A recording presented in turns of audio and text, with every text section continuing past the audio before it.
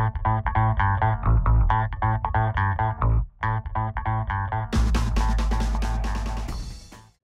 my name is Sarah Federman. I'm a doctoral graduate of the School for Conflict Analysis and Resolution at George Mason University, and I wanted to do a very quick summary of a conference talk that I gave just a couple weeks ago at the National Symposium on Women and Genocide in the 21st Century Case of Darfur. I gave a talk called Connecting Peace to Profit, and this kind of created a buzz, and apparently a lot of people are not talking about how to work with business in conflict zones to leverage their interests for profit for peace. So I wanted to bring this up because I wanted to reach some more people who are out there who are working in either post-conflict, peace building, development, or so on, and haven't been engaging market actors. And I want to talk about why that's important and the role that can play in Sudan, especially actually in working with China.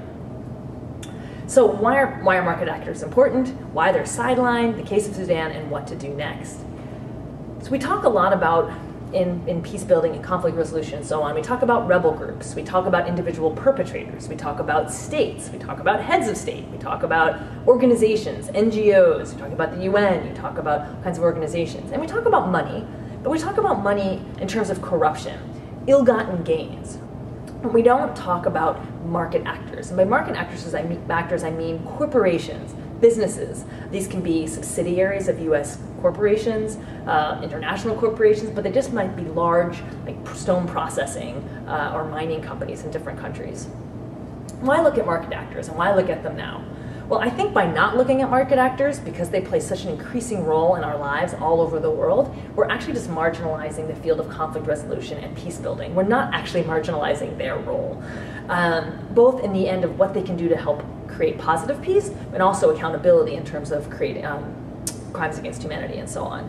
For example, just talking about size of corporations, Walmart's revenue, might be no surprise to you, has now exceeded the GDP of Peru. And this is increasingly happening. But why else is this important? Yes, corporations are big. We know corporations are big. Well, Desmund Tutu says that if we do not talk about the role of market actors, we're leaving powder kegs all over the place, meaning that they could erupt peace at any time if we don't talk about the role that they're playing and the role that they can play. Scholars have long been talking about that sustainable peace requires greater inquiry into the role of market actors. Okay, well, if they're so important and everybody knows businesses are important, why are they marginalized? Well, in terms of accountability, it's just really hard to hold corporate actors accountable.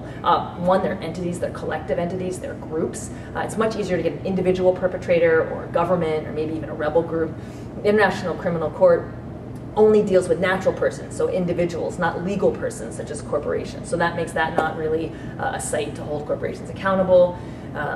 Some have tried to use the Alien Tort Statute, which is something in the United States to hold subsidiaries accountable for crimes against humanity, but the Supreme Court ruled in its Kiobel versus the Royal Dutch Shell Company decision that you could not use the Alien Tort Statute that way to hold the subsidiaries accountable. So that's made that kind of a closed door. And in some cases, just smaller countries just don't have the weight to enforce verdicts. For example, Ecuador could not enforce a decision, fines against Chevron. Power elite, people do not want to mess with them, and sometimes they're very much working with corporations, so people want sustainable peace, so they kind of let issues go. But my argument is not just how to hold corporations accountable and just have more guilty people to deal with, but really how to leverage the interests of market actors in violent conflict zones, right? People think of, oh, well, there's all this money to be made in arms dealing. Well, yes, but if you're stone processing or if you're any kind of other big business, you're not doing well when there's violent conflict. Your workforce is completely traumatized, if you have any, okay? You're being looted. You have people who have no money to buy anything. You can't build anything, right? So if you're doing kind of any infrastructure company, that's very difficult. So it's not good for business. I don't know where we got this idea that, yes, some people are making lots of money off of violent conflict, but a lot of businesses, corporations are suffering. Foreign investment pulls out, it's not good for business. So what I want to talk about is how to use business language to bring these business actors in and partner with them, rather than just see them as either not relevant, not part of it, or part of the problem. And even if they are part of the problem, get them in the room and then you can talk to them. So I want to talk now about Darfur specifically. The conference began with a video talking about the conflict in Darfur. Had a very small little snippet on China, talking about China being part of the problem because their oil interests are so great in Sudan. So they they are the largest investor in the Sudanese oil fields. Actually, China has just become the largest investor in Africa overall, and for oil interests. There's a lot of concerns about human rights. They're bringing in their own workers who are working for very small amounts of money, less than the Sudanese. They're in terrible conditions. They work all the time. So there's a lot of human rights violations, concerns, taking the money out of the country, and so on. So what I want to advocate for now is actually working with China in terms of violent conflict. Bring them in the room, bring the oil interests, the oil company, and it's a national oil company, which is why I'm talking about China as a state. China invested $20 billion in Sudan before it split in 2011. They have a vested interest in what happens in that country. In 2014, when 1,000 people were killed in South Sudan, the Chinese foreign minister actually demanded an immediate end to hostilities and even sent 700 troops to the UN peacekeeping force. Okay, not a lot of troops. It may be just a weak statement, but a statement was made. China knows that it's losing money every day there's violent conflict. They had a 20% drop in oil production in 3 weeks.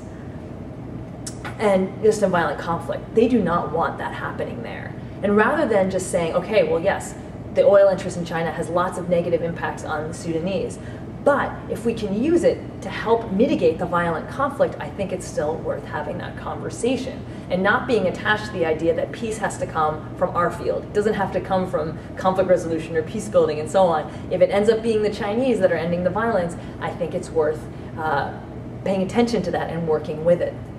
China's not new to losing money in violent conflict. They know this maybe as well as we do. They lost $20 billion in Libyan projects. They had infrastructure, telecommunications, and oil interests there that when the Gaddafi overthrow happened, they lost all that money.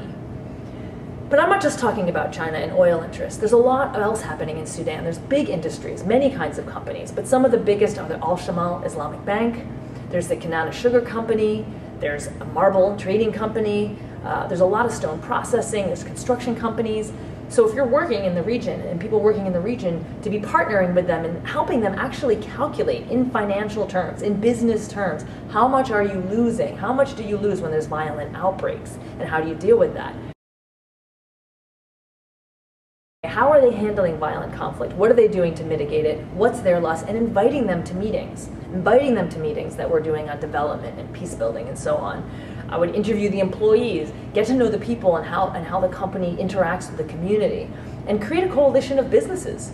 Now, yes, some of the people at the top of these corporations might be, there might be some corruption, and there might be lots of that going on. I'm not saying that's not so, but what I really want to shift in our mindset about businesses is that not seeing them as either irrelevant or necessarily enemies in those working in peace building. And in that way, I think we can connect peace with profit. Thanks for listening.